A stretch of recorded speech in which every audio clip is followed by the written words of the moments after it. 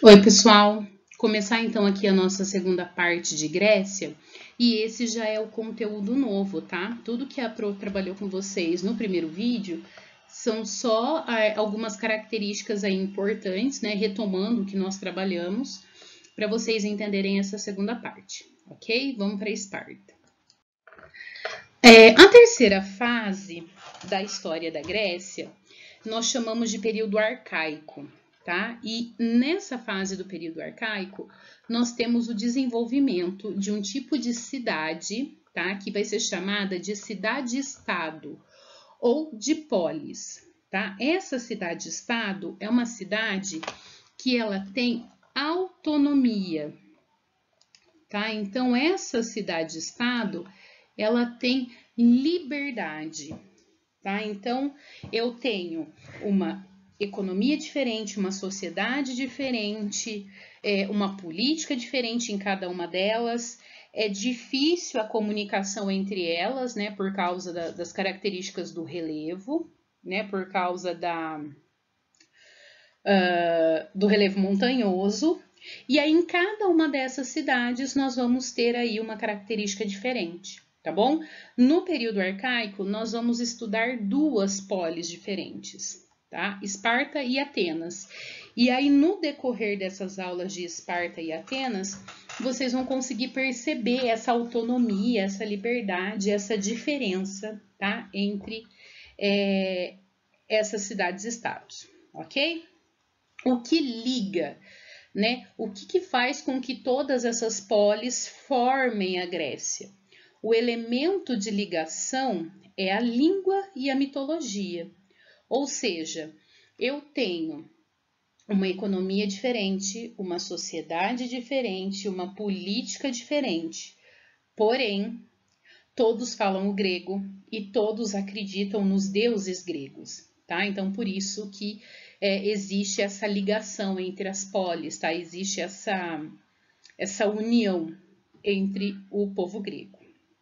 Nas polis, nós temos uma parte alta, né, que é a Acrópole, e nós temos a parte baixa, que é a Ágora, que é onde nós temos o comércio, tá? Aqui nesse desenho que eu trouxe para vocês, é a Acrópole, né, o templo, tá aqui em cima, e a Ágora, o comércio, está aqui embaixo, ok? Todas as polis seguem esse modelo, tá? Parte alta, parte baixa, templo e comércio interno. E agora nós vamos falar exclusivamente de Esparta, tá? Então a gente vai ver como que era a economia, a política, a sociedade, né? E como que surgiu, como que se originou essa polis. Pessoal, Esparta foi uma polis que surgiu a partir dos dórios, tá? Então, na cidade de Esparta, tudo está organizado baseado no militarismo, tá? Então, a política, a economia, a sociedade, tudo, a justificativa é a atividade militar, tá? E isso foi uma herança dos dórios, né? Aquele povo violento que invadiu a Grécia lá no período pré-homérico, tá bom? Esparta, pessoal, ela se formou numa planície. Lembra que eu falei para vocês dos vales, né? Entre uma montanha e outra, nós temos uma planície, nós temos um vale, e os espartanos eles vão dominar a planície da Lacônia e posteriormente a planície da Messênia, tá? Por isso que a economia espartana está baseada no comércio interno e na agricultura. Aí vocês vão falar assim para mim, mas professora, a senhora falou para gente no começo da aula que a base da economia grega é o comércio marítimo. Gente, a regra é o comércio marítimo, tá? A maioria.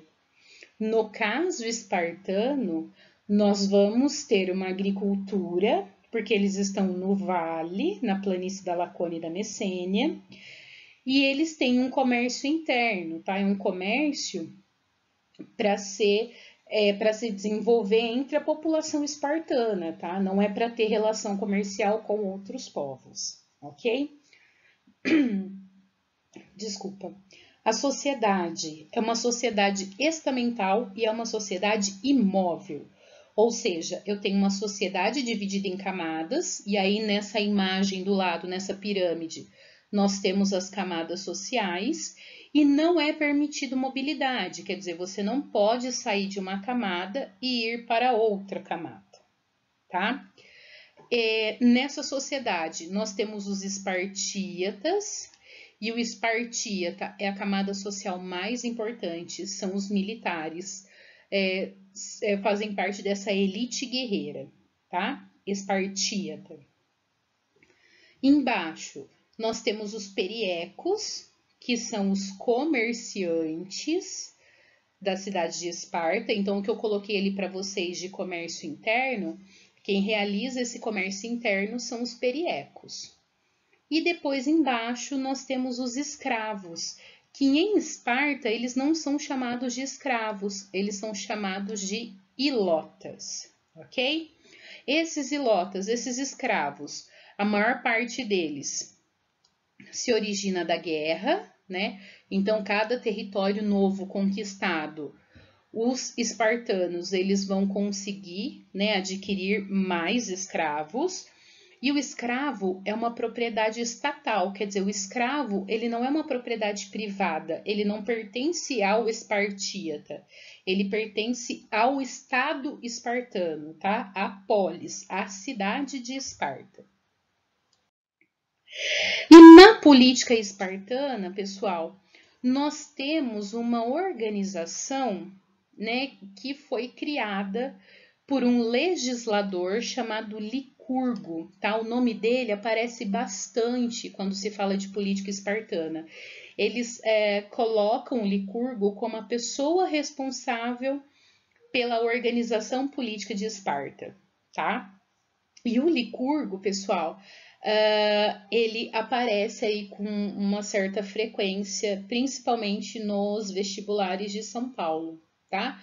Então, não esquecer, a figura do Licurgo está relacionado com a organização política espartana. Tá, mas o que é? Como que se organizou essa política espartana, né? A política espartana, ela se originou a partir de uma oligarquia. E, gente, a palavra oligarquia vem de uma forma de governo em que quem está no poder governa em nome de uma parcela pequena da sociedade. Pode ser de um grupo social, pode ser de um grupo político, ou até mesmo quem governa em nome de uma família, tá? Em história, vocês viram lá no 9º ano, né, no finalzinho do 8º, uma parte da história do Brasil, né, chamado República das Oligarquias, né, chamado de República do Café com Leite. E nessa fase da história da República das Oligarquias, eu tinha um presidente, mas esse presidente, ele governava para defender os interesses dos cafeicultores, tá? Da oligarquia cafeeira. Aqui em Esparta é a mesma coisa, tá? Eu tenho uma oligarquia. Ah, mas quem está no poder vai comandar em nome de quem? Governa em nome da elite militar, tá? Então, não vamos esquecer, oligarquia é a forma de governo lá em Esparta que vai governar em nome da elite militar. E aí, essa política espartana, ela é baseada em 3 partes, tá? Tem livro, gente, que coloca até 4, tá? Mas eu gosto aqui de usar essas 3 partes. Em Esparta, eu não tenho um rei, eu tenho 2 reis. E esses reis, eles governam só a polis, tá? Eles governam só Esparta. E como são 2 reis, nós chamamos de diarquia, tá? Só que esses 2 reis, gente, eles não governam de verdade, tá? Vamos imaginar que esses 2 reis lá em Esparta, eles funcionam como um vaso de flor, tá? Eles não vão governar de verdade. Quem governa de verdade é a gerúsia, que é uma assembleia, né? É um grupo dos homens mais velhos de Esparta, né? Os 28 homens mais velhos de Esparta, e todas as decisões da polis, quem toma são os gerontes, são esses membros da gerúsia, ok? Então na prática, quem que governa mesmo Esparta ali na real oficial? Gerúsia, tá? E nós temos uma assembleia, que é a Ápela, e a Ápela é uma assembleia, eu gosto de chamar de assembleia bate-palma, tá? Por que é uma assembleia bate-palma? As decisões, elas são tomadas por aclamação. Então, eles colocam lá uma proposta, aí quem concorda bate palma, quem não concorda fica quietinho, tá? Mas e se for tomada aqui uma atitude pela Ápela que a Gerúsia não gosta? A Gerúsia vai fazer o que ela quiser sem consultar a Ápela porcaria nenhuma, tá bom? E os Éforos, aqui do ladinho, que são magistrados, tá? Os Éforos, eles cuidam da administração de Esparta, tá? Então, por exemplo, eu preciso de alguém que cobre imposto. São os Éforos que vão fazer essa cobrança, tá? Eu preciso contar a população de Esparta. São os Éforos que vão fazer essa contagem, tá? Então, toda essa parte aí administrativa fica na mão dos Éforos. E a educação espartana, pessoal, que ela está baseada aqui nessas 3 características, tá? A educação espartana, ela prioriza homens fortes, tá? Não só homens, tá? Mas, assim, pessoas fortes, espartanos fortes, né? Eles procuram aí uma raça perfeita, por isso aí o termo eugenia, tá? Que é essa busca pela raça perfeita. Quando a criança nasce, se ela tem algum tipo de deformidade, ela é sacrificada, tá bom? Porque eles não podem correr o risco de enfraquecer a polis. Uma pessoa dita imperfeita é um elo fraco, tá? Então, eles vão eliminar esse elo fraco. Os espartanos, eles praticam a xenofobia, né, que é a aversão ao estrangeiro. E aqui, gente, não é simplesmente assim, eu te odeio porque você veio de fora. Não, não é isso, tá? A educação espartana, ela cria guerreiros fortes desde pequeno, tá? Quando a criança nasce, ela já começa a ser educada em casa para se tornar um guerreiro forte. Até as mulheres, tá? As mulheres, elas são criadas para se tornarem boas procriadoras, tá? Porque são elas que conduzem, são elas que vão gerar esse guerreiro forte, esse espartano, né? Aliás, esse espartíata forte, tá? E alguém de fora não teve o mesmo treinamento, né? De novo, vai ser um elo fraco. Então, eles não aceitam ninguém que venha de outra polis. E o laconismo, né, que é o fato de você falar pouco.